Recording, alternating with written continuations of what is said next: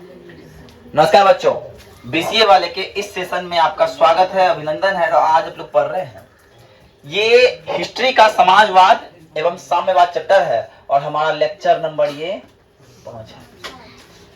आज इस चैप्टर में पिछली कक्षा में हम जाना कि जार निकोलस द्वितीय को गोली मार दिया गया है, उनकी पत्नी जरीना को भी गोली मार दिया गया है और उसके बाद वोल्वो को सत्ता पर बैठाया गया।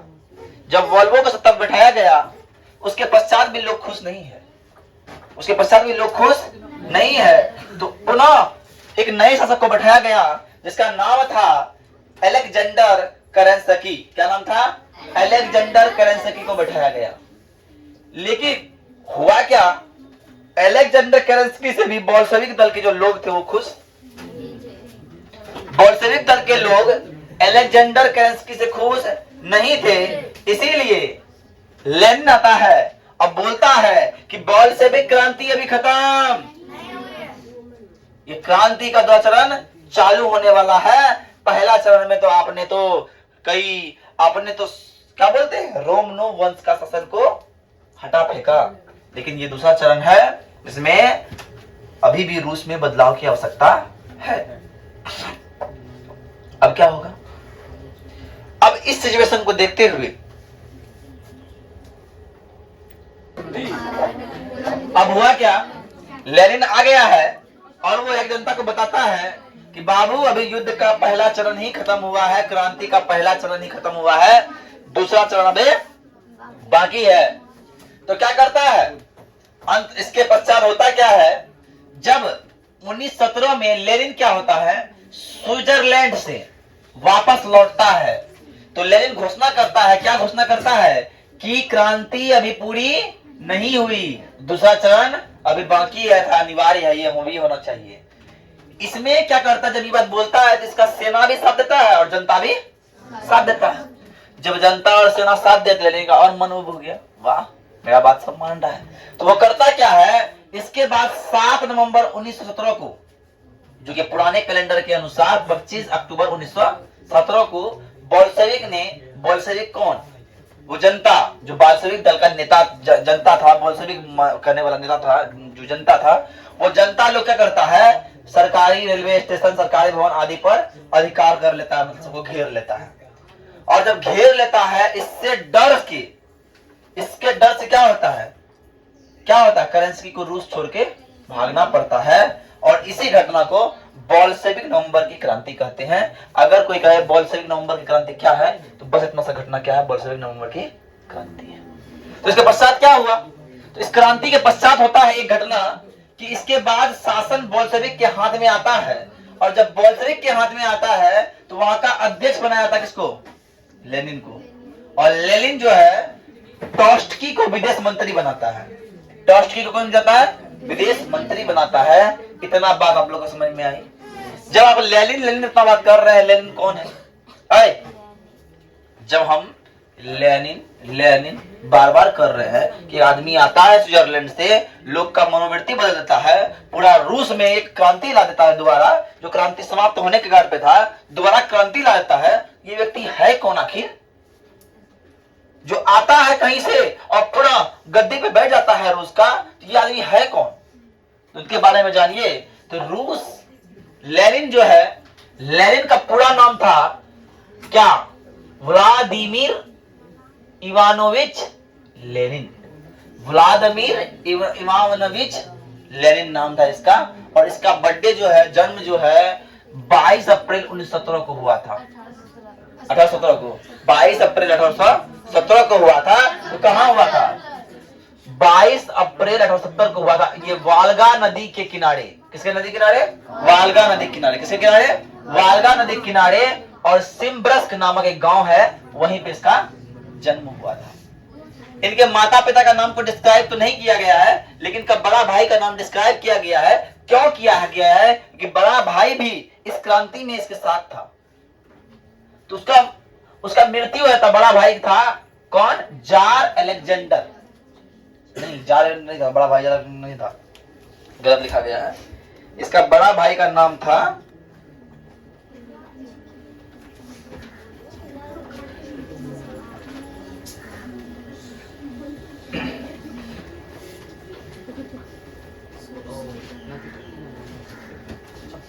का नाम नहीं दिया गया, इसके बड़ा भाई के बारे में दिया गया है कि बड़ा भाई जो था ना, नाम नहीं दिया गया है, इसका बड़ा भाई जो था अलेक्जेंडर की हत्या के आरोप में इसको गोली मार दिया गया था। अलेक्जेंडर की हत्या के आरोप में इसको गोली मार दिया गया था पहले। तो अब जब मार दिया जाता है, आगे चल के क्या होता है, आगे चल के मार्क्सवादी विचारों से एक आदमी है जो कि नाम है लेनिन, वो बहुत प्रभावित होता है। किससे? मार्क्स के विचारों से। कार्ल मार्क्स जो हमारे हुए, जिन्होंने समाजवाद साम्यवाद को लाया, साम्यवाद को बताया, उसके विचार से क्या होता है, प्रभावित होकर वो बाल्शेविक दल का नेता बन जाता है। जब बाल्शेविक दल का नेता बनता है, 3 नारा देता है, भूमि, शांति और रोटी। मतलब जमीन का समुचित बंटवारा होना चाहिए और सभी व्यक्ति में शांति की स्थिति रहना चाहिए और सभी व्यक्ति को खाने के लिए रोटी की व्यवस्था सरकार को करनी चाहिए। और अंततः ये लेनिन का भी मृत्यु हो जाता है। और ये लेनिन मृत्यु कब होता है? 21 जनवरी 1924। तो बात समझ में आई? तो लेनिन ने किया क्या, सब कौन सब काम किया जो कि बदला, इतना जो बदलाव आया, इस क्रांति हुआ, इसमें क्या किया, कौन सा काम किया? तो अब लेनिन के कार्यों को हम लोग लिखेंगे आगे। ओके, अब देखिए हमने कहा कि लेनिन द्वारा किया गया कार्य क्या सब था, उन्होंने क्या क्या काम किया। पहला काम देखिए, लेनिन किया क्या, जैसे वो सरकार में आता है, सत्ता में आता है, वो प्रथम विश्व युद्ध से अपनी भागीदारी को हटा लेता है। तो इसके लिए करता क्या है लेनिन कि सर्वप्रथम लेनिन ने प्रथम विश्व युद्ध से बाहर होने के लिए जर्मनी के साथ एक संधि करता है, जिसको वेस्टरली-टोवास्क की संधि कहते हैं, जिसे वेस्टरली-टोवास्क की संधि कहते हैं। इस संधि में क्या होता है, वो अपना 1/4 भाग गवा देता है। रूस का 1/4 भाग था, वो जर्मनी को देता है, बोलता है हम लड़ाई से बाहर कर दो। वो इसलिए बाहर होना चाहता था क्योंकि रूस के अंदर खुद ही प्रॉब्लम चल रहा है। जब आपके अंदर प्रॉब्लम होता है, बाहरी लोगों से लड़ नहीं सकिएगा, है ना। आपके सीने में दर्द है तो बाहर में कोई आ रहा है तो क्या लड़िएगा, है क्या नहीं? तो वही बात है, जब रूस के अंदर खुद युद्ध चल रहा है, युद्ध क्रांति चल रहा है, तो बाहरी लोगों से लड़ना संभव नहीं था। लेनिन ने अपने विरोधियों का सामना करने के लिए विशाल लाल सेना का गठन करता है। जो बाहरी विरोधी था उसके लिए क्या करता है, विशाल लाल सेना का गठन करता है। लेकिन आंतरिक विरोधियों के लिए दबाने के लिए चेका नामक गुप्त पुलिस, कौन पुलिस? चेका नामक गुप्त पुलिस का गठन करता है। कौन? लेनिन। लेनिन पहला काम करता है, प्रथम विश्व युद्ध से बाहर होता है, जर्मनी के साथ संधि करता है, अपना 1/4 भाग जर्मनी को दे देता है। और इसके फलस्वरूप वो फिर क्या करता है, फिर एक काम करता है कि 2 तरह के एक संगठन बनाते हैं, जिसका नाम था लाल सेना, जो बाहरी विद्रोहियों से सुरक्षा प्रदान करेगा और आंतरिक विद्रोहियों से सुरक्षा प्रदान करने के लिए वो चेका नामक एक गुप्त पुलिस संगठन का तैयार करता है। लेकिन 1918 ईस्वी में रूस क्या करता है, एक नया संविधान बनाता है। रूस में एक नया संविधान बनता है, जिसके द्वारा रूस का नया नाम सोवियत संघ कहता है। किसे बोलता है? सोवियत संघ के नाम से जाना जाता है। और इस संविधान में जो व्यक्ति 18 साल से अधिक उम्र के थे, उन सभी व्यक्ति को मत करने का अधिकार, वोट देने का अधिकार प्राप्त किया जाता है। लेकिन इतना बात तो बहुत सही किया, लेकिन वो 2-4 काम गलत क्या कर दिया है कि जमीन को सामाजिक संपत्ति घोषित कर दिया गया तथा किसानों को सामंतों की जमीन पर कब्जा करने के लिए खुली छूट दे दी कि आप जाइए किसी का जमीन पर कब्जा करके आप खेती कर सकते हैं, आपके पास ताकत है तो। और ये बाल्शेविक दल का नाम बदलकर रूसी कम्युनिस्ट पार्टी कर दिया। कौन? लेनिन। इतना काम किया तथा वहां का झंडा को लाल रंग का बनाया और उस पे हसुआ और हथौड़े का क्या करा, चिन्ह डाल के वहां का राष्ट्रीय ध्वज बना दिया। कौन? लेनिन। संविधान बनाया, संविधान क्या? नहीं, झंडे लिखे हैं, ठीक है। अब आते हैं आगे चलकर वो क्या करता है, लेनिन ने किसानों को जबरन, आगे चलता है लेनिन क्या करता है, आगे चल के वो करता क्या है, अनुस्वार दिया हुआ है, ठीक है। अब क्या होता है, आगे चल के क्या करता है लेनिन, एक काम करता है कि वो करता क्या है, किसानों का जो अनाज उपजाता है उसका जबरन किसान का अनाज का असूली करना चल पड़ता है। किसी के अनाज का आप जबरदस्ती असूली कीजिएगा तो क्या उसको सुशोभित होगा, क्या वो स्वीकार करेगा? जबरदस्ती वसूली करने लगता है अथवा फैक्ट्री के मजदूर को आंदोलन पर पाबंदी लगाता है। कहता है कि फैक्ट्री का कोई मजदूर आंदोलन नहीं कर सकता, फैक्ट्री कोई मजदूर आंदोलन नहीं कर सकता। तब क्या होता है, इस वसूली के डर से, इस अनाज के वसूली के डर से, ध्यान समझिए, इस अनाज के वसूली के डर से किसान लोग अपना फसल को चलाना चालू करता है। साला ना किसान ना फसल रहेगा ना मेरा वसूली करेगा जबरदस्ती जबरन। इसलिए जब किसान लोग फसल चलाना चालू करता है तो इसका फलस्वरूप होता क्या है, 1920-21 में, 1920 और 21 में उत्पादन का स्तर काफी नीचे गिर जाता है। और काफी नीचे गिर जाने के कारण क्या होता है, वहां पे भुखमरी की समस्या उत्पन्न हो जाती है। और तब जाके लेने को एहसास होता है कि जो हम कर रहे हैं वो गलत है। तो वो एक क्या करता है, एक नया संशोधन करता है और एक नई आर्थिक नीति को लाता है। अब हम जानेंगे कि नई आर्थिक नीति क्या है, इसके बारे में हम लोग देखेंगे। नोट कर लीजिए फटाफट। अब देखिए, हमने कहा कि जब हुआ क्या, रूस में अनाजों की पूरी क्राइसिस हो गई, भुखमरी आ गया, तो लेनिन जो है एक नया नीति लाता है फिर, जिसका नाम है नई आर्थिक नीति। लेनिन का मानना था कि यदि कोई व्यक्ति 3 कदम आगे चल के 1 कदम पीछे हो जाए फिर भी वह 2 कदम आगे बढ़ा है, लेनिन कहता था। तो उसी के अनुसार उन्होंने क्या किया, नई आर्थिक नीति को लाया। और नया आर्थिक नीति में उसने क्या क्या बातों को ध्यान दिया, ये बात समझिएगा, बड़ा विशेष बात है। किसानों के अनाज लेने के स्थान पर एक निश्चित कर लेने लगा। पहले किसान का अनाज को जबरन लेता था, लेकिन अब वो किसी से जबरन नहीं लेगा। एक निश्चित आपको टैक्स देना है, कर देना, आप दे दीजिएगा। बोला ठीक है, दे देंगे। जमीन राज का होगा। पहले बोला आप जमीन पे हथियार लीजिए, जिसका कब्जा कर लीजिए, इतना कीजिएगा, आपका हो जाएगा। लेकिन अब बोला जमीन अब किसी का नहीं है, जमीन किसका है, जमीन राज का है, लेकिन उस पे उसका उपयोग कौन करेगा, किसान करेगा। अब कहा कि 20 से कम कर्मचारी वाले उद्योग को व्यक्तिगत रूप से चलाने के अधिकार मिल गया। जिसमें कम कर्मचारी है, 20 से कम कर्मचारी, वो आदमी अकेले चला सकता है, उसको सरकार या कोई बड़का एनजीओ चलाने की जरूरत नहीं है। वो अपना एक व्यक्तिगत उद्योग हो सकता है, व्यक्तिगत संपत्ति हो सकता है। और विदेशी पूंजी सीमांत तौर पर आमंत्रित किया गया।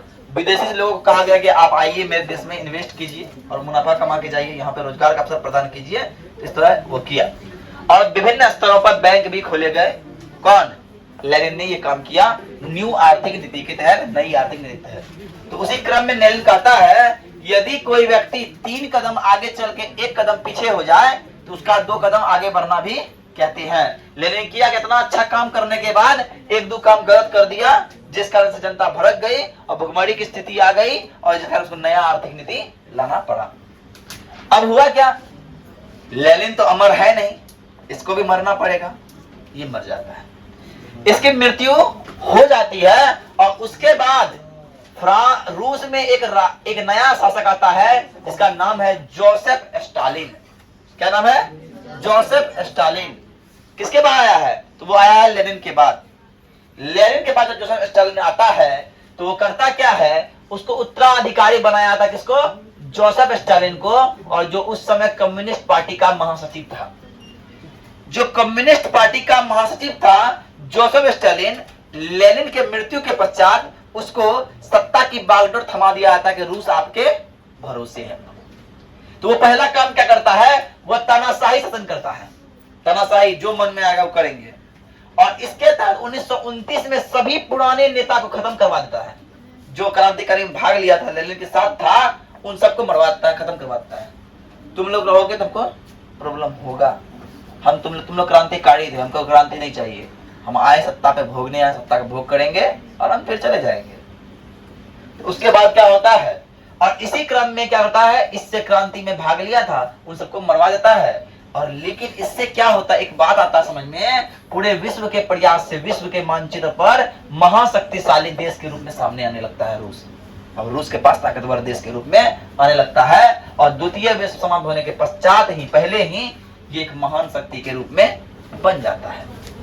लेकिन एट द एंड में 1991 में संयुक्त राष्ट्र संघ का भी विघटन हो जाता है। संयुक्त राष्ट्र संघ का विघटन हो जाता है। विघटन मतलब टूट जाता है, विघटन हो जाता है। समझिए, यहीं तक था मेरा ये क्लास। और आज से हमारा ये चैप्टर खत्म हो गया और आज के लिए इतना ही। जय हिंद, जय भारत, धन्यवाद। और अब आते हैं कुछ क्वेश्चन आंसर पे बात करते हैं हम लोग कुछ क्वेश्चन आंसर पे बात करते हैं। तो पहला क्वेश्चन आप लोग लिखिएगा। पहला क्वेश्चन लिखिए, समाजवादी दर्शन क्या है? क्वेश्चन लिखिए आप लोग, समाजवादी दर्शन क्या है?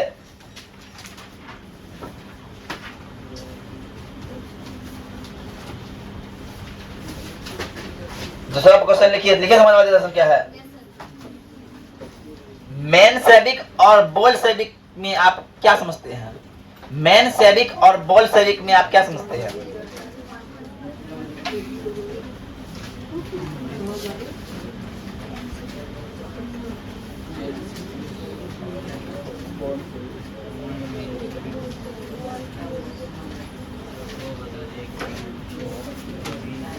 और तीसरा क्वेश्चन लिखिए कि लेनिन के जीवन के बारे में संपूर्ण व्याख्या कीजिए। 5 नंबर का होगा, 2 दिन पढ़ना लिखना होगा कि लेनिन किया क्या, लेनिन का जन्म कैसे हुआ, लेनिन का काम क्या था, पूरा चीज लिखना होगा आप लोग को। ठीक है, तो इतना बात। लेनिन के जीवन का पूर्ण व्याख्या करें, लेनिन के जीवन काल का पूर्ण व्याख्या करें। कल इसको करके आइएगा। ठीक है, तो आप लोग जाइए जो नोट कर लिए हैं।